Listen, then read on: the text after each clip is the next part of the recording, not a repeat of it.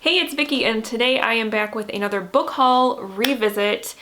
This is a series that I do on my channel if you are not familiar with it, where I go back to a book haul from 2 years ago and basically see what I've read from that haul and what I haven't read. And of the books that I haven't read from that haul, I pick one and I put it on next month's TBR. In the event that all of the books have been read, which has only happened one time, I pick a book from a previous book haul revisit that I still have on my shelves because I kind of keep those grouped together. So either way, I am reading a book that has previously been hauled but hasn't been read yet. So today we are going back to April of 2021 because I sort of forgot about the book haul that I did in March of 2021. So I just did one of these last month, but I'm doing another one because I had 2 months in a row where I had book hauls, which is kind of rare for me. And if I remember right, this one is probably like my birthday book haul because it happened after my birthday at the end of March. So yeah, let's just dive in, see what I hauled in 2021 and see if I've read them.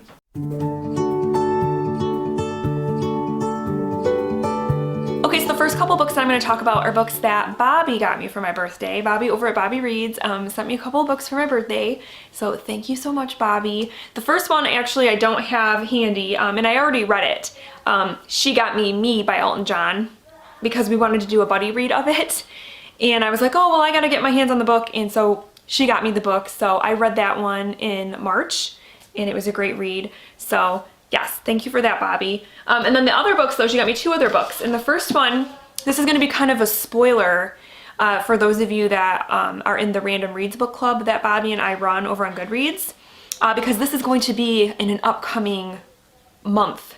I'm not sure exactly which month we're going to be doing this, but I have been wanting to kind of dip into fantasy. As you guys know, I'm not a huge fantasy reader. I find it a little intimidating, honestly. Bobby, on the other hand, is a huge fan of fantasy. And so I'm like, okay, I will give it a try. If you can find a book that you think would be a good for like a beginner, for a newbie. And so she's actually already read this book. She really enjoyed it and she thought it would be perfect for me or anybody who is kind of new to the genre to read. And it's called Kings of the Wild by Nicholas Ames. And this one is about a group of people who at one time they were one of the best groups out there in terms of like, I'm assuming they were like fighting evil or something like that, but they were like the best of the best. And then years kind of went by and they all just sort of broke apart and kind of started doing their own thing.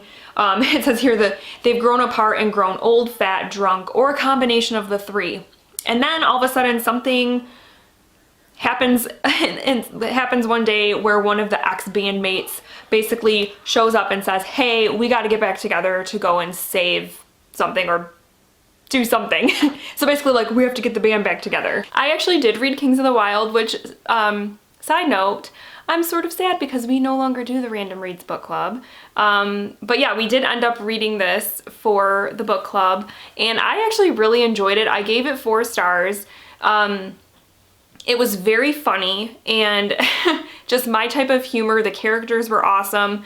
There was obviously fantasy elements, but it was not intimidating or hard to follow or like anything like that. So it was just a lot of fun. I really enjoyed it. There's actually a sequel to this. I think it's called like Bloody Rose or something like that I want to read. I think it would be fun to read. I just haven't gotten around to it. So yeah, 1 down and it's going in the red pile. And then the next book that Bobby got me, I'm so excited for because this is one that I really wanted to read last year and just didn't get around to it. It was like one of those books that got away. And Bobby loved this book. She gave it 5 stars. That was awesome. So I feel like I'm also going to really love it. And that is The Year of the Witching by Alexis Henderson. And this is about a girl named Emmanuelle, I believe her name is, that lives in this sort of puritanical town. And she is herself a bit of an outcast because she is mixed race. And so she's sort of shunned by the town a little bit. But she's like doing her best to just sort of keep her head down, stay out of trouble, fit in. But then she ends up, for some reason, I'm not sure, she ends up in this like dark forbidden forest where years ago these witches lived and these witches were killed. And turns out those witches are like haunting the area. And they give her this diary that belonged to her mother, who has now passed. And in reading this diary, she learns a lot about her mother and her like heritage and all this stuff. And all this like, all these bad secrets about the church and everything in her little town. And how, so, I don't know. I've heard that this book is awesome. Okay, I did read Year of the Witching fairly, like in the last couple of years since then. And I also really enjoyed it. I think I gave it 4 stars. It was really like atmospheric and I loved the main character. I remember that. It was just all in all like a really good story and I really liked it. So yeah, that's another one for the red pile. So then the next couple books I'm going to share are books that my husband got me for my birthday. My sweet, sweet husband.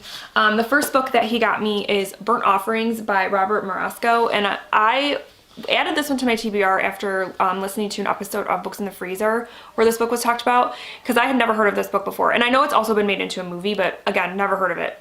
But it's about this couple that are living in Queens in the 1970s, because the book was originally published in the 70s. And they come across this, they kind of want to get out and go on vacation.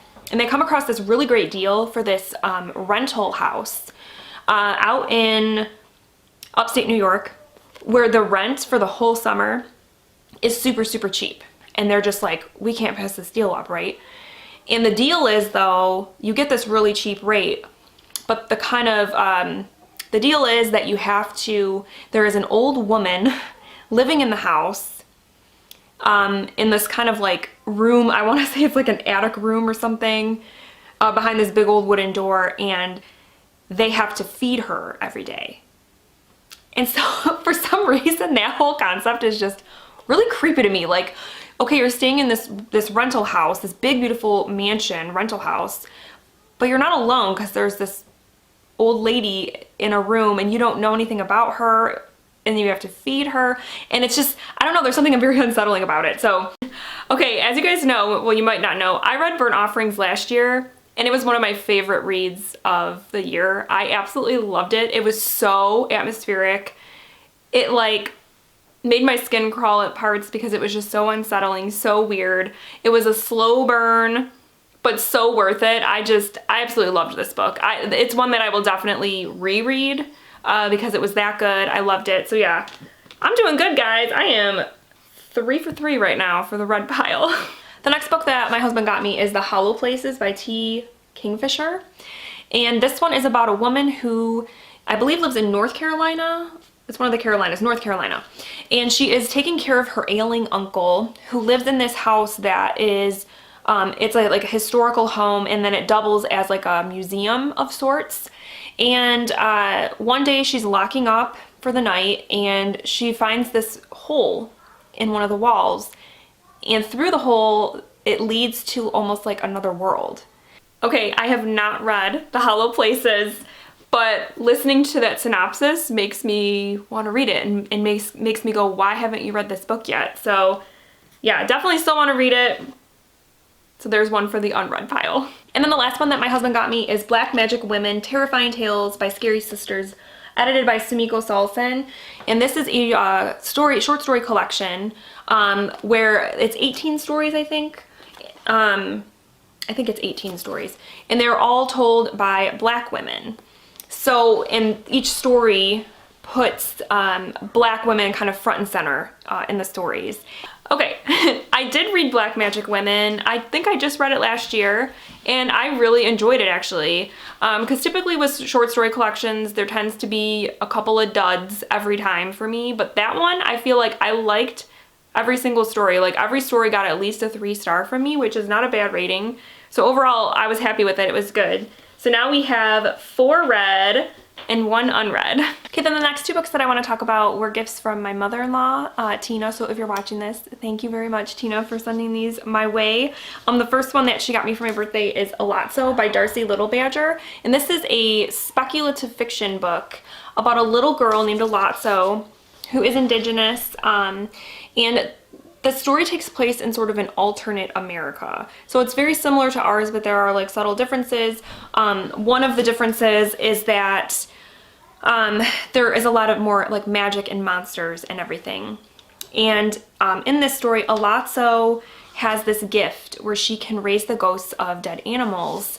And her cousin, I believe her cousin, is killed. And she basically tries to use her gift to figure out what happened to her cousin. Okay, so I did read Alazzo Way. That's what it's actually pronounced. And I loved it. I can't remember if it was a 4-star or a 5-star, but I really, really liked it. It was really well done. One of my favorite parts of the book was that Alazzo Way had a pet dog. I think his name was Kirby, I want to say. And I loved that character, the dog, and like their relationship, because I'm a dog person. It was such a great thing to read in a book. So yeah, Alazzo Way was great. I loved it. So the next one that my mother-in-law got me is The House in the Cerulean Sea by T.J. Klune. Everyone I know that's read this book has absolutely loved this book. So I'm super pumped that she sent this one to me. But it's about a guy who goes to this orphanage where magical children live. And there are 6 children there in particular that they are worried, the kind of magical powers that be are worried that these children are dangerous and that they could possibly end the world. And so they want this guy to come, and he comes there to get to know these children and to protect them or something like that. I'm not entirely sure, but to me it's just the whole like magic vibe. It just sounds really interesting. Okay, I did read The House in the Cerulean Sea, and just like everybody else, I loved it. It was one of my favorite books that I read. I think I read it in 2022 or 2021, I can't remember. It was a 5-star read though. I loved it. It was so heartwarming and hopeful, and there are still characters from that book that I still think about. It's one that I would definitely revisit in the future. It was a delight. And yeah, so now we are at 6 read, 1 unread. All right, and then the last 3 books I got myself because I always gotta treat myself for my birthday, right? Okay, so the first one that I got is one that is definitely an anticipated read, and that is Goddess of Filth by V. Castro. And this little bitty book, it is very compact and cute, I have to say. And also the spine is really interesting. I don't know if it's gonna focus. There it goes. It's just super cool. So this one is about a group of girls living in Texas who one night they do a seance, kind of like for fun, and they summon a demon basically, and the demon possesses one of them or something like that. So this ticks a lot of boxes for me because I love possession stories for one. I love girl groups for 2 because I've heard this one, it's been compared to The Craft, which to me is like, because that's just such a like iconic movie from my adolescence. And so that was definitely like, when I heard that, I was like, yeah, this book is for me. It's girl group. They're having to save their friend, I'm assuming, who's possessed by a demon. It just sounds like a really good time. Okay, I did read Goddess of Filth and I enjoyed it. I think I ended up giving it 3 stars, and I can't really remember why. I think maybe because it was a little bit like, the themes and everything were really good, but it wasn't like super intense or scary, if I remember right. But I did like it a lot, and it's definitely, V. Castro is definitely an author that I would check out like more of her work. So yeah, there we go, another one for the read pile. So the next book that I picked up for myself I picked up because I'm gonna be reading it in, I think, June for Roxane Gay's book club. That book is Of Women in Salt by Gabriela Garcia, and this is sort of a generational story centering around 3 women. The first woman is named Jeanette, and she is living in Miami. She's an addict, and she's really grappling with some of her family's history and her relationship specifically with her mother. So you get her story. You also get her mother Carmen's point of view and a little bit of her story because she also is grappling with issues that she has with her mother. And so it's all about just how these three women have affected each other's lives. And the little blurb at the end, I really liked, and it really grabbed me. And it says, "A haunting meditation on the choices of mothers, the legacy of the memories they carry, and the tenacity of women who choose to tell their stories despite those who wish to silence them." So, okay, I did read Of Women in Salt, and I don't remember if I gave it 3 or 4 stars. I think because I think what it ended up being was it was like interconnected stories. So it wasn't, if I remember right, it wasn't a narrative like novel. And so that was like a little bit, like, it just wasn't what I was expecting, but I did like it. I did like the writing. So yeah, I think it was like somewhere between a 3 and a 4 that I rated it. So yeah, another one for the red pile. And the last book that I picked up for myself is another anticipated read. I am so excited for this book. I've heard amazing things. The book I picked up is The Final Revival of Opal and Nav by Dawnie Walton. And this has been compared to Daisy Jones and the Six because it deals, the narrative style, I don't know if the whole book is done this way or if just part of it is, but it's an oral history sort of narrative style like Daisy Jones and the Six. Where it's like the characters are being interviewed by someone and kind of telling their story. But the story revolves around a woman named Opal who grew up in Detroit, which that was like kind of a buzzword for me because I live in the Detroit area. So any stories that even remotely take place in Detroit, I'm automatically interested in. But she is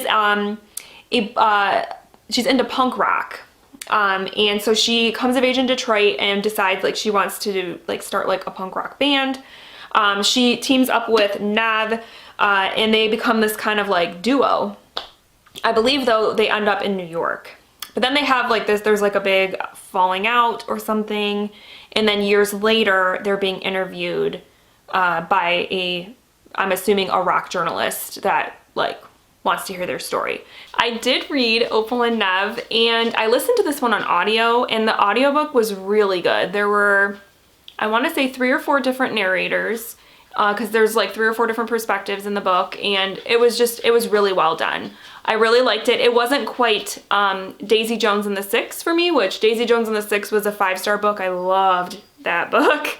This one I think I gave 4 stars to, because I did really enjoy it. The whole rock star, behind the music vibes were just really good. It just wasn't quite, for me, what Daisy Jones was, so it was really good though. I really enjoyed it. All right, so if you were keeping track, I had 9 books read in that haul, and there was only 1 that I didn't read, and that was The Hollow Places. So this is the one. This is the one I'm gonna put on my June TBR.